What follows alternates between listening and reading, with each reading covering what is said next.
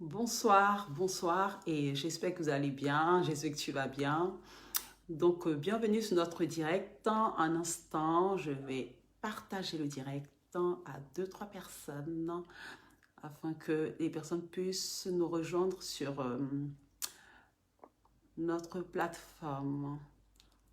Alors, un instant.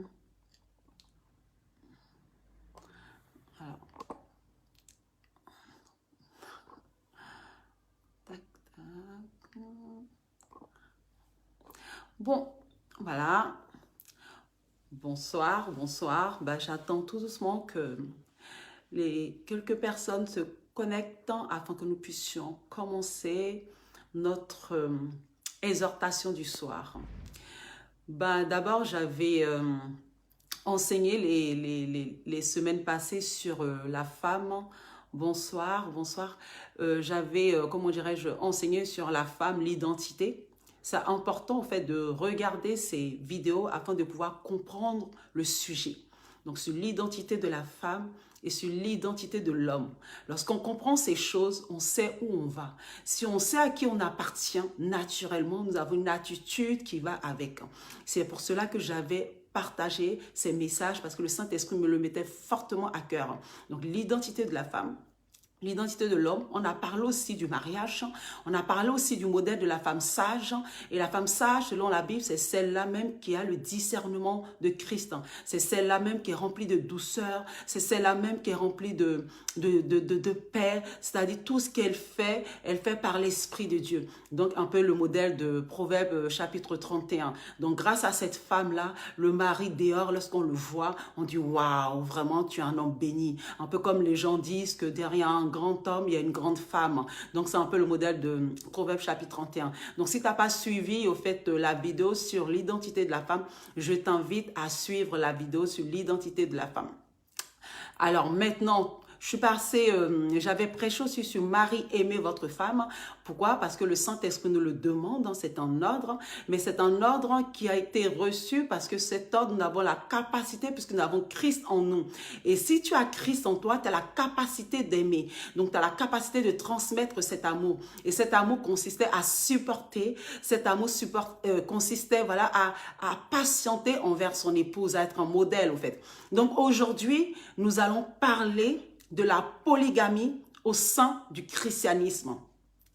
Vous savez, le Saint-Esprit me demande de vous expliquer. Lorsque on étudie les Écritures, lorsqu'on étudie la Bible, de la Genèse à l'Apocalypse, vous savez, souvent, on voit souvent les mots comme péché, on voit souvent les mots comme, comment dirais-je, comme on va dire, il y a le péché et on a tendance à pas très bien comprendre ce que ça veut dire. On a aussi, on va voir par exemple ce que c'est que la convoitise, on va voir ce que c'est que l'adultère, on va voir beaucoup de choses comme ça. Et moi, autrefois, c'est vrai, quand je méditais la Bible, quand je voyais péché, péché, péché, péché, je comprenais rien. C'était vraiment contradictoire jusqu'à ce que le Saint-Esprit m'explique afin que je puisse faire la part des choses. Il y a le péché dont la Bible parle, c'est-à-dire le péché qui nous emmène en enfer. Le péché qui nous emmène en enfer, c'est le péché qui consiste à refuser le sacrifice de Christ. Donc, il faut bien comprendre ces choses-là, parce que si tu ne comprends pas ces choses-là, tu vas être découragé. Tu vas être, mais vraiment, mais je te le dis, découragé, parce que tu verras toujours que tu ne seras pas à la hauteur. Parce qu'il faut comprendre que dans l'Ancien Testament, il y avait le péché volontaire et le péché involontaire. C'était difficile. C'est pour cela qu'ils faisaient constamment, ils allaient à Jérusalem pour faire des sacrifices d'expiation. Alors qu'en Christ aujourd'hui, on comprend que Christ nous a réconciliés. Et celui qui refuse le sacrifice de Christ, on le voit dans Jean chapitre 3 à partir du verset 18, quand tu refuses le sacrifice de Christ, ben c'est en ce moment-là que ce péché-là t'emmène en enfer. C'est de refuser que Christ a porté tous tes péchés. Maintenant, on va voir au fait pourquoi dans la Bible, on nous donne des recommandations et on nous dit qu'il existe, qu'on n'entende aucune impureté, aucune forme de convoitise qui ne convient pas à des saints. Parce que la Bible, à un moment, quand tu connais ton identité, au travers comment dirais-je, des enseignants, au travers des apôtres, au travers des évangélistes, au travers des docteurs, nous sommes emmenés à toujours expliquer aux êtres, comment dirais-je, à l'église de Christ, son identité. Nous sommes toujours emmenés à expliquer qui tu es en Christ. Donc, c'est un petit peu comme, comment dirais-je, lorsque tu es prince, tu nais dans un château, tout doucement, comment on va commencer à te montrer ton identité. On va dire, tu es prince, tu ne dois pas te comporter ainsi, tu ne dois pas manger ainsi, tu ne dois pas traîner par terre, tu ne dois pas parler comme les autres, tu dois avoir une attitude de prince. Voilà, on va passer notre temps à expliquer à l'enfant qui est né dans la famille qu'il est prince. Donc c'est ça que, au fait, c'est ça le rôle de l'église. C'est pour cela qu'on dit Dieu a institué des apôtres, des prophètes pour l'édification des saints afin de les emmener à la perfection pour l'œuvre. Donc là, aujourd'hui, le sujet, c'est la polygamie dans le christianisme. Et quand on entend christianisme, on entend Christ. Et c'est pour cela, lorsque tu étudies les Écritures, on va voir que dans les Écritures, sous la loi de Moïse, les Lévites qui étaient un modèle, qui étaient un type au fait de l'Église, n'avaient pas droit à prendre plusieurs femmes. Ils avaient une seule femme, les Lévites. Tu peux l'étudier au fait dans l'Ancien Testament, tu verras. On va voir aussi que il y a des personnes qui vont dire oui, mais du coup, mais comment ça se fait que comment dirais-je, David avait plusieurs femmes et Salomon avait plusieurs femmes. Et moi, je vais répondre par là que effectivement dans la Bible, on peut tout prendre, tout voir, on peut faire tout ce on veut. Je vois par exemple une personne à qui je disais, oui, le Seigneur m'a délivré de la cigarette, je ne fume plus. Et la personne me dit, ah bon, donc on n'a pas le droit de fumer, c'est pas écrit dans la Bible, vous voyez. Donc effectivement, même quand c'est pas écrit dans la Bible, on dit c'est la volonté de Dieu. Quand c'est écrit dans la Bible, on dit ben, telle personne l'a fait, donc ça veut dire on peut le faire. On a vu notre Seigneur Jésus-Christ qui a dit que au travers des disciples sur le chemin de Maïs, il leur a expliqué les Écritures en ce qui le concerne. Donc ça c'est dans Luc chapitre 24 à partir du verset 27. Et on va le prendre, parce que c'est important de le prendre. Pourquoi j'explique tout ça? Pour que vous puissiez comprendre où je veux en venir. Pourquoi? Parce que si je n'explique pas avant, on ne pourra pas comprendre parce qu'il y a beaucoup d'incompréhension quand on parle de péché. Alors que, voilà, là, ce n'est pas du tout le sujet. Donc, Luc 24, à partir du verset 27, vous allez voir le modèle. Je t'invite à prendre ta Bible, à l'ouvrir. Je sais que tu es passionné de la Bible parce qu'en général, les personnes qui nous suivent aiment beaucoup méditer. Et ça, c'est vraiment la grâce de Dieu.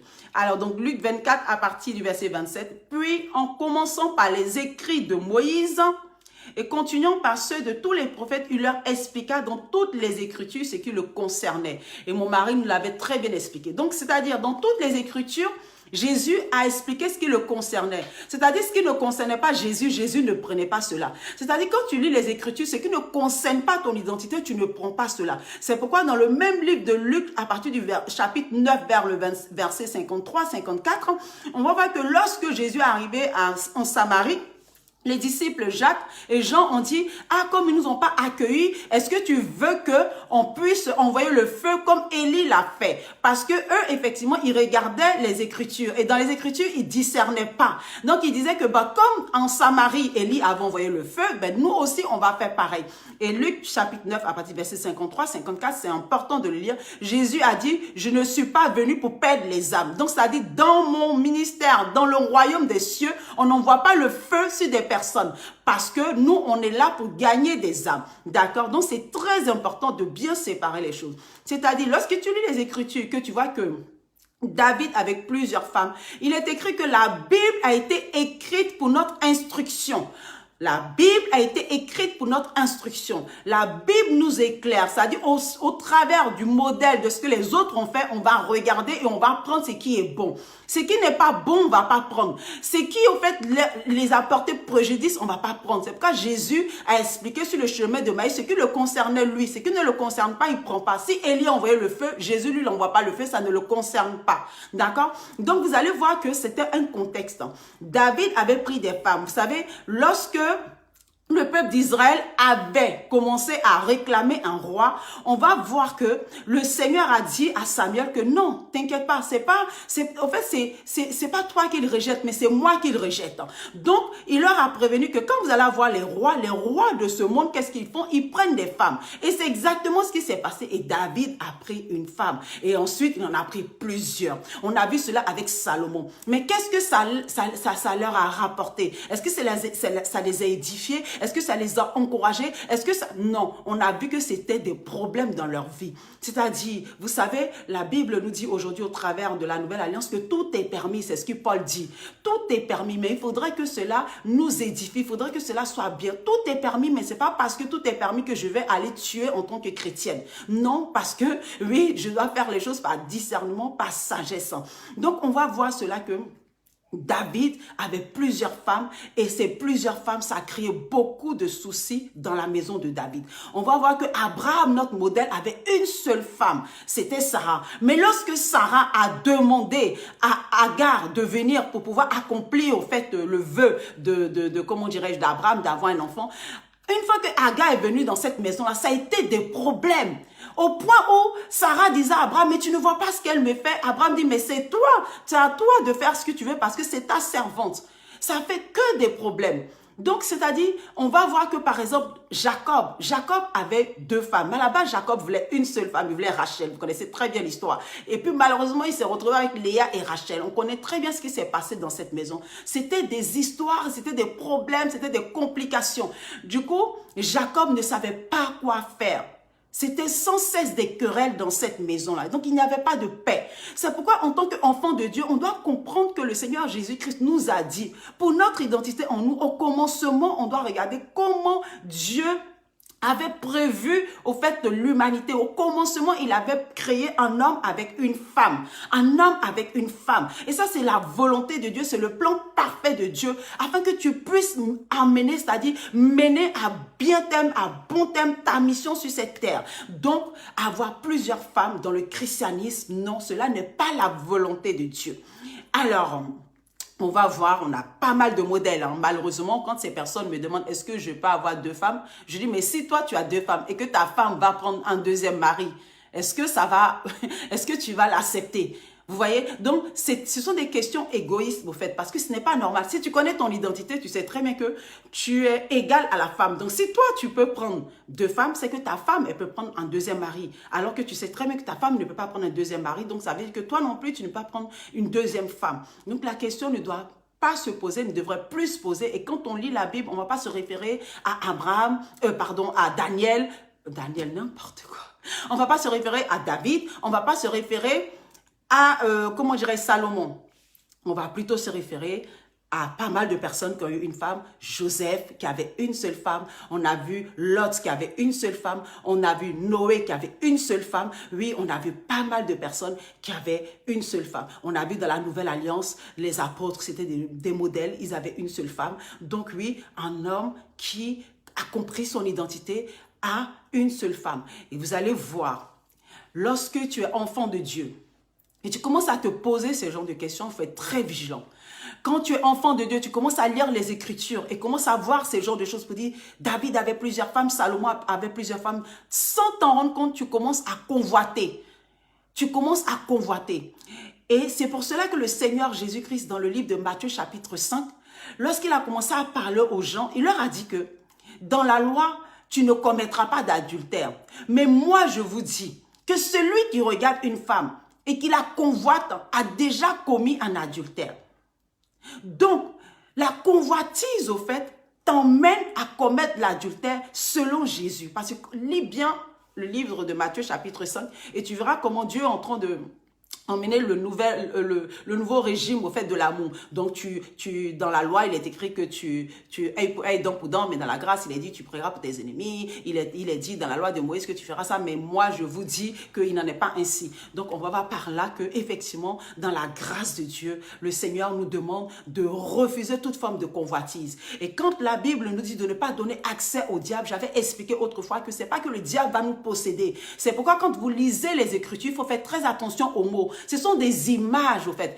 Ce sont des images. Quand on dit Dieu est à votre porte qu'il frappe, c'est pas qu'il est à la porte de chez moi au numéro 8 ici qu'il entend de frapper à ma porte. Non, c'est pas ça. Ce sont des images pour qu'on puisse comprendre. Donc, quand on dit de ne pas donner accès au diable, parce que le diable, c'est pas les pensées. Donc, lorsque tu commences à avoir des pensées comme ça, de désir d'une femme et toutes ces choses-là, il faut les refuser. Parce qu'on dit le combat, au fait, c'est dans la tête. C'est dans la tête, ce sont les pensées. Et c'est pour cela que vous allez voir que souvent, quand vous êtes tout seul comme ça, en train de faire des choses, vous commencez à avoir des pensées, des pensées, des pensées. Et souvent, dans les pensées, elles peuvent être bonnes, comme malheureusement, dans les bonnes pensées, il peut y avoir des mauvaises pensées qui vont traverser notre esprit. Il faut les refuser tout de suite, tout de suite. Parce que ces pensées-là, elles ne sont pas bonnes. Quand elles vont s'installer, tout doucement, elles vont commencer à créer de la convoitise. C'est pour cela que vous allez voir, quand le diable est parti dans le jardin d'Éden, il a commencé à détourner en fait le regard de Ève vers au fait l'arbre de la mort, l'arbre de la connaissance du bien et du mal. Il a détourné la vue d'Ève. Donc, il faut toujours avoir les yeux fixés sur Christ. Il faut toujours avoir les yeux fixés sur Jésus. Il ne faut pas avoir les yeux détournés, parce que dès que tu as les yeux détournés, il faut tout de suite que tu ramènes et que tu réprimandes.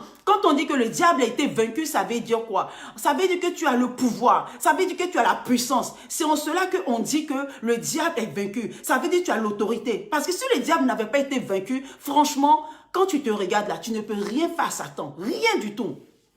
Donc, quand Colossiens chapitre 3, à partir du verset 13-14, nous dit que le diable a été vaincu, que le diable est sous nos pieds, ça veut dire qu'il t'a donné l'autorité. Quand tu parles, c'est ce qui se passe. Il faudra que tu apprennes à proclamer. Il faudra que tu apprennes à proclamer. Quand il y a les pensées qui viennent, tu les refuses. C'est pour ça, faites attention. Lorsqu'on regarde les réseaux sociaux, messieurs, quand vous tombez sur des photos qui sont des photos qui ne sont pas bonnes, qui peuvent souiller l'esprit, il faut passer vite fait. Ne faites pas comme David qui a aperçu Bersheba lorsqu'elle est en train de se laver, il a regardé la femme. Au lieu de détourner son regard, il a regardé encore. Au lieu de détourner, il a regardé. Et puis à force de regarder, tellement qu'il a regardé, il a eu des mauvaises pensées. Et même des mauvaises pensées jusqu'à des pensées de meurtre. Vous avez compris, vous avez vu la stratégie qu'il a utilisée pour pouvoir éloigner son mari jusqu'à le tuer, pour pouvoir récupérer cette femme. Parce que le désir était fort. Et c'est ça les pensées. Les pensées, elles t'emmènent à un point quand bien sûr, restons dans le sujet, des pensées positives, hein, bien sûr, hein, des pensées positives, pas des pensées négatives. Les pensées négatives, il faut les refuser, il faut les réprimander par l'autorité que Dieu t'a donnée, tu les réprimandes. Mais les pensées positives, bien sûr, tu les gardes. Donc, on va voir par là, quand David a regardé Bersheba, malheureusement, il n'a pas refusé ses pensées, il les a gardées. Les pensées, malheureusement, ont emmené le péché, et le péché a emmené la mort. Et quand on parle de mort, c'est pas aller en enfer. C'est pour cela, au début, j'ai bien résumé. Il faut bien comprendre, parce qu'on voit péché, péché, péché partout. Et je vous ai dit, le péché qui vous emmène en enfer, c'est de refuser le sacrifice de Jésus, que vous pouvez voir dans le livre de Jean, chapitre 3, à partir du verset 16, 17, 18, 19. Vous allez voir, comprendre, parce qu'on dit que quand tu confesses de ta bouche et que tu crois dans ton cœur que le Seigneur Jésus-Christ est Seigneur, qui t'a sauvé, qu'il est ressuscité des morts, tu reçois la vie éternelle. La vie éternelle, elle a été donnée. C'est comme ça. Ça n'a rien à voir. Maintenant, les actions de péché, c'est ce que nous subissons dans ce monde. Et nous ne devrons pas marcher selon ce monde. Nous devons marcher selon les principes de Dieu. Nous devons marcher selon le royaume des cieux. Ce n'est pas facile de dominer sur le péché. Mais lorsque tu médites la Bible, il est écrit que tu es transformé de gloire en gloire. Tu es transformé de progrès en progrès. C'est pourquoi on nous dit de méditer la Bible et d'avoir le renouvellement de l'intelligence selon Romains chapitre 12. Le renouvellement de l'intelligence constamment afin de pouvoir discerner ce qui est bon, agréable et parfait. Parce que le péché malheureusement va avoir des conséquences sur nous. Pas vis-à-vis de Dieu. Parce que devant Dieu, le sacrifice a été déjà donné. Christ est monté au ciel avec le sang. Et il a fait l'expiation dans le trône là-bas pour que nous puissions être acceptés. C'est pourquoi on dit que nous nous approchons devant Dieu avec audace. Parce que notre péché a été ôté. Donc quand Christ nous voit, il nous voit saints, il nous voit purs, il nous voit propres. D'ailleurs, lorsqu'on lit les épîtres, on voit qu'à chaque fois l'apôtre Paul dit aux saints qui sont ici, aux saints qui sont là. Il s'adresse aux saints, il ne s'adresse pas aux pécheurs. Parce que Dieu ne parle pas aux pécheurs, Dieu parle aux saints, Dieu parle à ses enfants. Et comme dans une famille, il peut avoir une famille comme David qui était l'homme selon le cœur de Dieu. Dieu aimait beaucoup David, mais David avait commis un péché de meurtre. David avait commis un péché d'adultère. David avait commis un péché de convoitise. Dieu l'aimait toujours, mais David a subi les conséquences. Pas pas vis-à-vis de Dieu, mais vis-à-vis du monde, vis-à-vis des gens qui sont autour de lui. Nous avons déjà entendu cette histoire des hommes de Dieu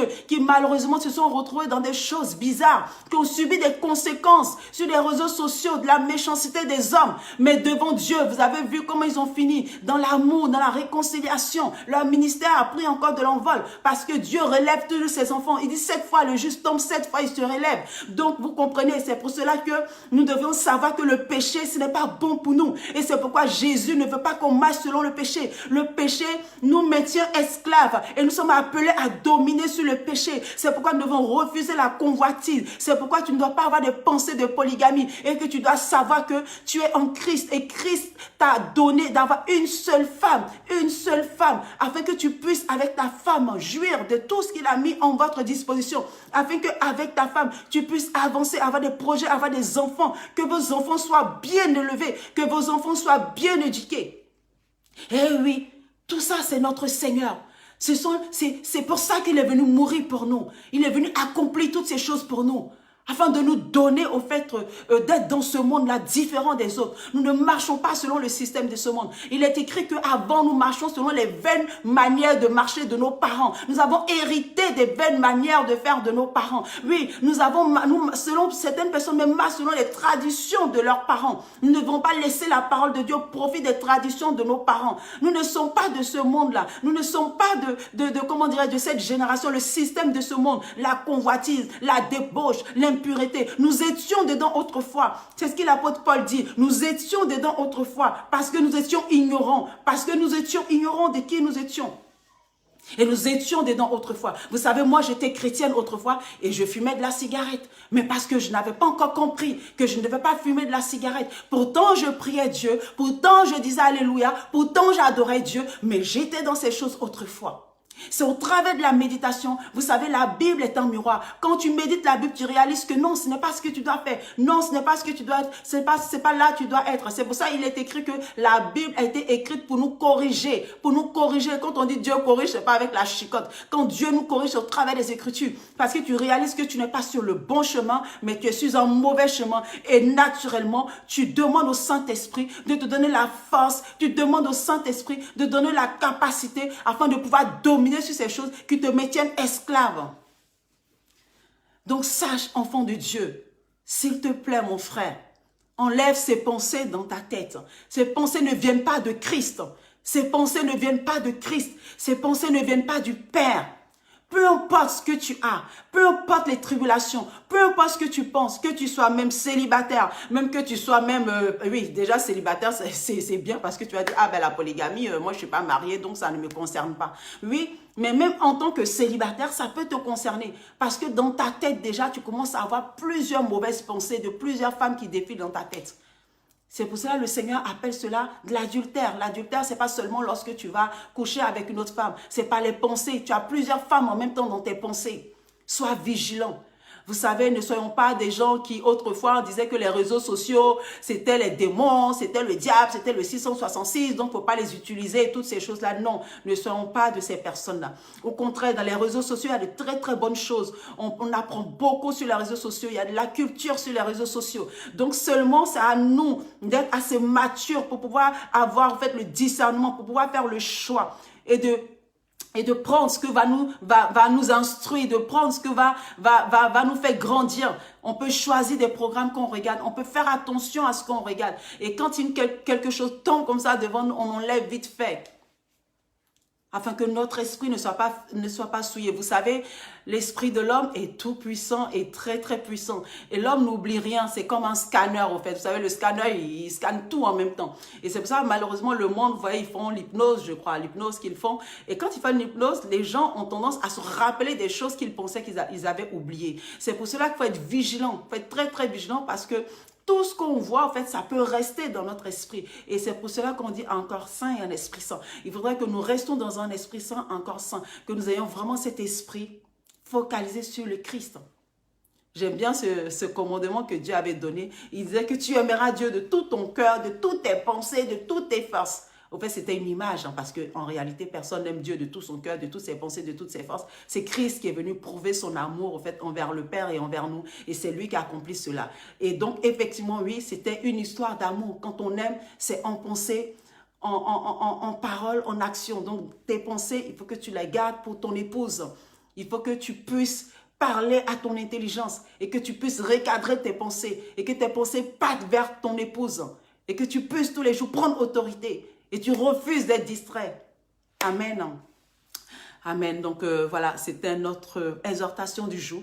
Que Dieu vous bénisse. Et puis vendredi, je vais encore continuer sur le sujet. On va parler des femmes. On va parler des femmes.